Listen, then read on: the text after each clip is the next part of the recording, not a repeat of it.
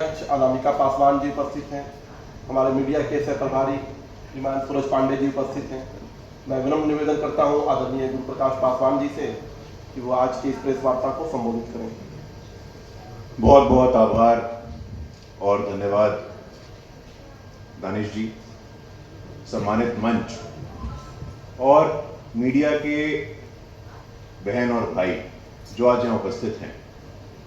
साथियों, देश में एक भयानक षड्यंत्र चल रहा है, एक खतरनाक कॉन्स्पिरेसी चल रही है।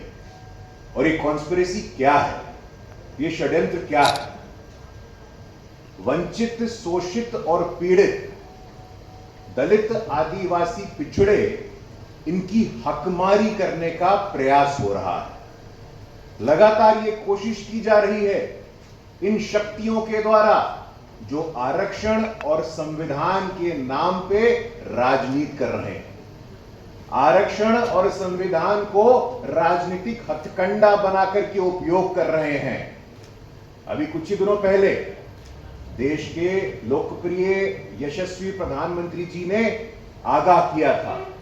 उन्होंने पूर्व प्रधानमंत्री श्री मनमोहन सिंह जी का बयान कोट किया था और कहा था, मनमोहन सिंह ने आधिकारिक रूप से, विधिवत रूप से, सार्वजनिक रूप से यह कहा था कि देश के संसाधनों पे पहला हक देश के मुसलमानों का है।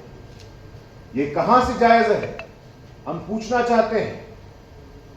बिहार में महागठबंधन के ताकतों से, राष्ट्रीय स्तर पे इंडिया अलायंस के लोगों से अगर आपने कहा होता कि देश के संसाधनों पे पहला हक वंचितों का है, शोषितों का है, पीड़ितों का है, गरीबों का है, तो हमने स्वागत किया होता।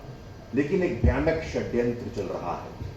संवैधानिक रूप से जो आरक्षण हम लोगों को प्राप्त है, ये मुस्लिम समाज को देने का प्रयास जारी है। उदाहरण है, यूनाइटेड आंध्र प्रदेश में कांग्रेस की सरकार ने ऐसा किया है।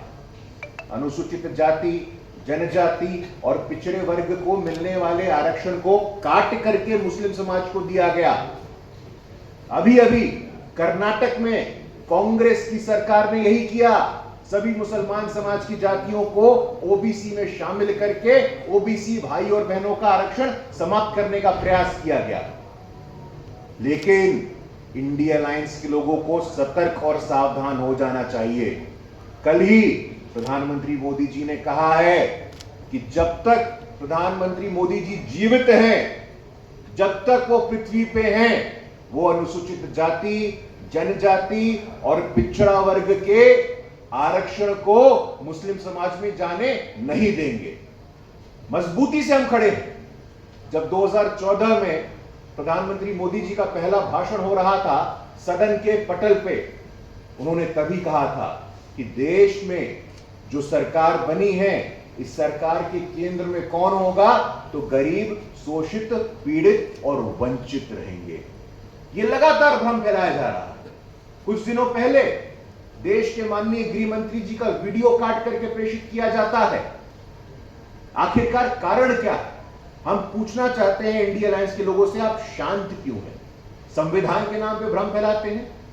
मैं खुली चुनौती देता हूं, आप लोगों के माध्यम से बिहार के और अखिल भारतीय स्तर पे इंडिया अलायंस के जितने भी सामाजिक न्याय के ज्ञाता हैं, संविधान के विशेषज्ञ हैं, मैं खुली चुनौती देता हूं कि आइए बहस करें। आप संविधान के बदलने की बात करते हो, आपके पास क्या नैतिक अधिकार है? इस देश में आपातकाल लगाने वाले आप, इस देश में संविधान के मूल स्वरूप, संविधान की आत्मा को परिवर्तित करने वाले आप, 42वां संशोधन किसने लागू किया था? 42nd कॉन्स्टिट्यूशनल अमेंडमेंट ला करके आपने संविधान के मूल आत्मा को बदलने का प्रयास किया, कुत्सित प्रयास किया। तो संविधान की मूल धारा को बदले आप, संविधान निर्माता बाबा साहेब अंबेडकर को अपमानित करे आप, बाबू जगजीवन राम को अपमानित करे आप, सीताराम केसरी ओबीसी समाज के आने वाले आपके अध्यक्ष को अपमानित करे आप। अभी कुछ दिनों पहले इसी प्रकार का प्रेस कॉन्फ्रेंस चल रहा था। कांग्रेस पार्टी के राष्ट्रीय अध्यक्ष मल्लिकार्जुन खड़गे जी उनको एक गिलास पानी पीना था। लेकिन ये कांग्रेस के लोगों के सामंती मानसिकता का आप व्यवहार देखो। उनको पानी पीना था, वो खुद नहीं पानी पिए। पहले राहुल जी आप पानी पिएंगे क्या? सोनिया जी आप पानी पिएंगी क्या? तो कांग्रेस में दलितों की क्या स्थिति है आप कल्पना कर सकते हैं। इतिहास गवाह है साथियों। बाबा साहेब अंबेडकर हो, बाबू जगजीवन राम को उन्होंने इतना प्रताड़ित किया कि बाबू जगजीवन राम को बोलना पड़ा। सार्वजनिक रूप से एक पुस्तक है हाउ प्राइम मिनिस्टर डिसाइड्स। इस पुस्तक की लेखक हैं नीरजा जी। नीरजा जी ने उस पुस्तक में लिखा है कि बाबू जगजीवन राम त्रस्त होकर के कहते हैं कि इस देश में एक दलित समाज का व्यक्ति प्रधानमंत्री नहीं बन सकता है। पराकाष्ठा होती है किसी भी चीज की। आज जिस गति से आप सामाजिक न्याय की बात करते हैं, मैं पूछना चाहता हूं आपसे, कांग्रेस पार्टी के राहुल गांधी जी कहते हैं जातिगत जनगणना करेंगे, एक्सरे करेंगे, सर्वे करेंगे। अभी हाल तक आपकी सरकार थी, राजस्थान में आपकी सरकार थी, छत्तीसगढ़ में आपकी सरकार, हिमाचल में आपकी सरकार, कर्नाटक में आपकी सरकार। मैं पूछना चाहता हूं राहुल गांधी जी से, आप ओबीसी एससी एसटी करते हैं, इन सभी प्रांतों में जहां कांग्रेस की सरकार है कितने ओबीसी समाज के सेक्रेटरी हैं? कितने ओबीसी समाज के मंत्री हैं? कितने एससी समाज के सेक्रेटरी हैं? जहां आप शासन में हैं, जहां आप सरकार में हैं, वहां तो आप भागीदारी देंगे नहीं। साथियों ये षड्यंत्र, ये कॉन्स्पिरेसी चल रही है देश में आरक्षण और संविधान के नाम पे, जिसके लिए उनको एक्सपोज करना अति आवश्यक हो गया है। बिहार में भी कुछ लोग बैठे हैं, बरगला रहे हैं। बिहार के लोगों के लिए, राष्ट्रीय जनता दल के लोगों के लिए आरक्षण और सामाजिक न्याय की परिभाषा क्या होती है मैं पूछना चाहता हूं। लालू जी पार्टी के सर्वे सर्वा, उनकी पत्नी विधान परिषद में नेता प्रतिपक्ष, उनका दूसरा बेटा नेता प्रतिपक्ष बिहार विधानसभा, दूसरा बेटा सरकार आने पे मंत्री, एक बेटी सारण से उम्मीदवार, दूसरी बेटी राज्यसभा में। क्या सामाजिक न्याय और आरक्षण की परिभाषा आपके परिवार से प्रारंभ होती है और आपके परिवार पे अंत होती है? हम पूछना चाहते हैं।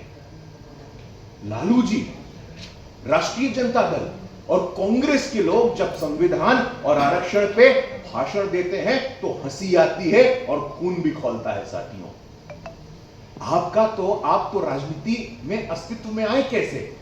यहीं बगल के गांधी मैदान में विरोध हुआ था कि सिंहासन खाली करो कि जनता आती है। कांग्रेस के विरोध से आपका राजनीतिक अस्तित्व पनपा और आज आपके सर्वाइवल का थ्रेट है। आप पॉलिटिक्स में सर्वाइव नहीं कर सकते तो उसी कांग्रेस के तानाशाही आपातकाली लोगों के गोद में बैठे हुए हैं। मैं पूछना चाहता हूं आपसे साथियों, मौलिक बात इतनी सी है कि ये जितने भी परिवारवादी लोग हैं ये आरक्षण और संविधान को ढाल बना रहे हैं। They are using it as a shield. और शील्ड क्या? शील्ड छुपाने के लिए अपने भ्रष्टाचार को, अपने परिवारवाद को, अपने तुष्टीकरण की राजनीति को। इन लोगों को बर्दाश्त नहीं होता है।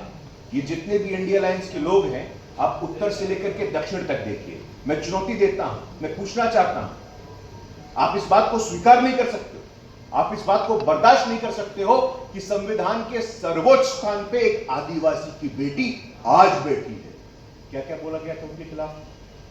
कांग्रेस के नेता विपक्ष अधीर रंजन चौधरी क्या बोले थे?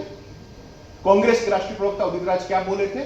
मैं नहीं बोलना चाहता हूं, लेकिन आपके माध्यम से मैं पुनः बोलना चाहता हूं कि इन लोगों को अपने बर्दाश्त करने की क्षमता बढ़ानी चाहिए, अपने पाचन तंत्र पे काम करना चाहिए। आदिवासी की बेटी संविधान के सर्वोच्च स्थान पे बैठेगी।